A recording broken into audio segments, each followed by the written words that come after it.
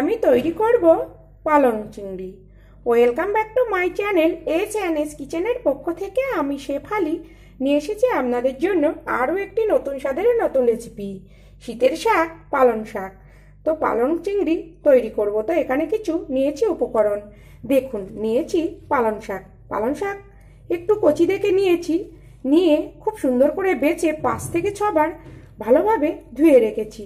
নিয়েছি চিংড়ি মাছও কেটে আমি জল ঝরিয়ে নিয়েছি বেগুন, নিয়েছি মূলো, নিয়েছি সিম, নিয়েছি আলু, নিয়েছি কয়েকটা চেরা কাঁচা লঙ্কা।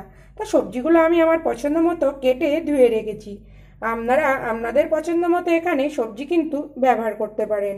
তো আমার আরও নিত্য নতুন রেসিপি পেতে আমার চ্যানেলটিকে সাবস্ক্রাইব করুন আর পাশে থাকা বেল আইকনটিকে অল করে রাখুন, যাতে সবার প্রথমে আমার নোটিফিকেশন আপনার কাছে পৌঁছে যায় আর আপনি অতি সহজেই দেখে নিতে পারেন। আর এই পালং চিংড়ি খেতে কিন্তু অপূর্ব স্বাদ হয়। দেখুন পালং চিংড়ি রান্নার জন্য কড়া বসিয়ে তেল গরম করে নিয়েছি। তো আমি এখানে রিফাইন তেল দিয়ে রান্নাটা করছি, আপনারা চাইলে কিন্তু সরষের তেল দিয়েও রান্নাটা করে নিতে পারেন। দেখুন এখানে আমি প্রথমে বেগুনগুলো একটু ভেজে তুলে নেব। তো এখানে দিয়ে দেব পরিমাণ মতো লবণ আর পরিমাণ মতো হলুদ, তবে কি খুব অল্প পরিমাণেই কিন্তু লবণ ব্যবহার করতে হবে, কেননা পালং শাক কিন্তু একটু লবণযুক্ত শাক। দেখুন দিয়ে বেগুন আমি লাল লাল করে ভেজে তুলে নেব।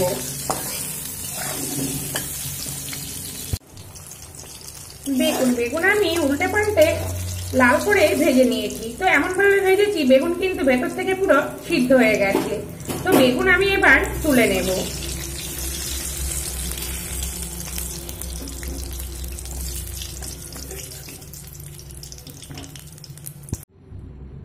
দেখুন বেগুন তুলে নিয়েছি। এবার আর যে চিংড়ি মাছ রেখেছি চিংড়ি মাছের মধ্যে আমি লবণ আর হলুদ দিয়ে দিয়েছি। তো এই চিংড়ি মাছ ভেজে নেব।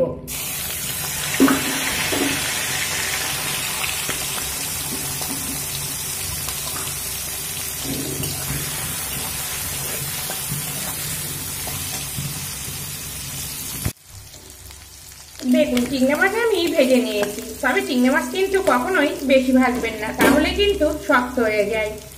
আর এবার আমি তুলে নেব।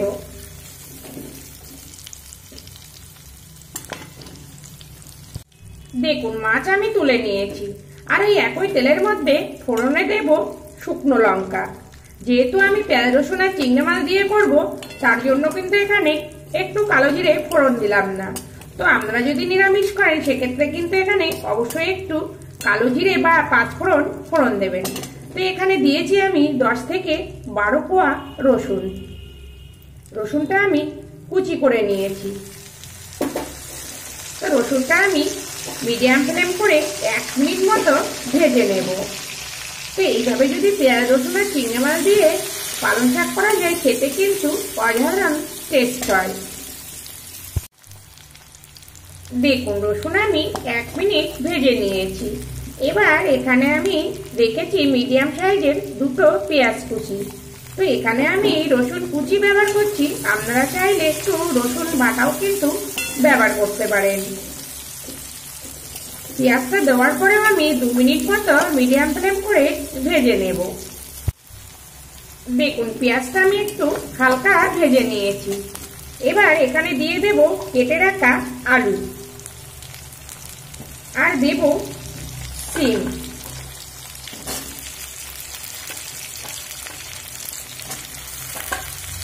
সঙ্গে দেব পরিমাণ মতো হলুদ আর পরিমাণ মতো লবণ দিয়ে আবারও 2 থেকে 3 মিনিট মিডিয়াম ফ্লেমে ভেজে নেব।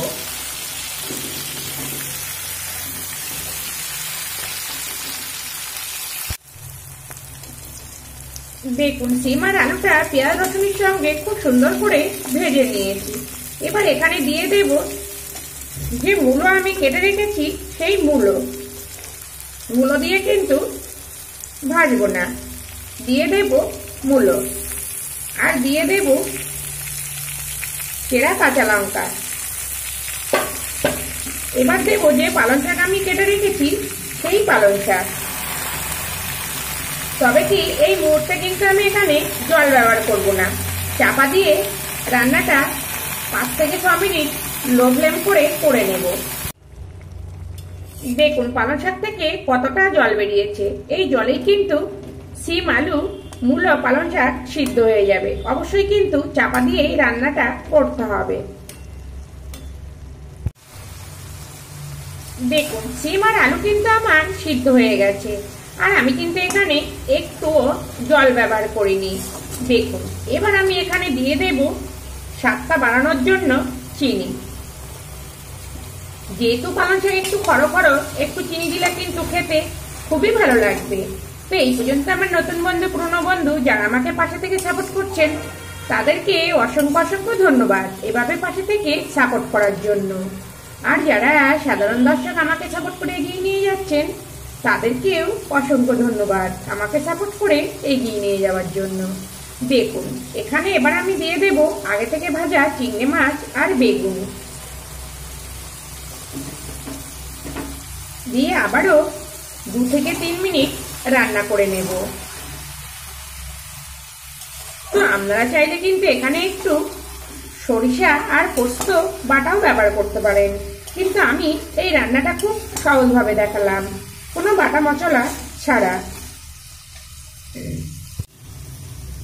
দেখুন পালং চিংড়ি ঘন্ট কিন্তু আমার রেডি হয়ে গেছে। আর ঘন্ট মানেই কিন্তু একটু ঘেটে দিতে হবে। তো দেখতে দেখুন কত সুন্দর হয়েছে, খেতেও কিন্তু অসাধারণ হয় এই পালং চিংড়ির ঘন্ট। তো আপনারাও বাড়িতে এইভাবে পালং চিংড়ির ঘন্ট তৈরি করুন, আশা করছি খেতে খুবই ভালো লাগবে। আর যদি ভালো লাগে প্লিজ প্লিজ আমার চ্যানেলটিকে সাবস্ক্রাইব করে পাশে থাকুন। আর খুব ভালো লাগলে প্লিজ একটা লাইক আর সঙ্গে একটা শেয়ারও করে দিন।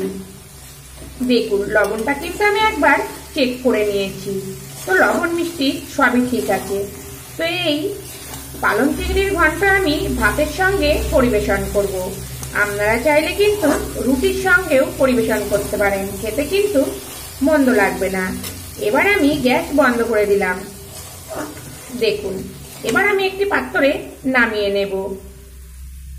তো আবার ফিরে আসবো নতুন কোনো রেসিপি নিয়ে। সবাই ভালো থাকবেন, সবাই সুস্থ থাকবেন।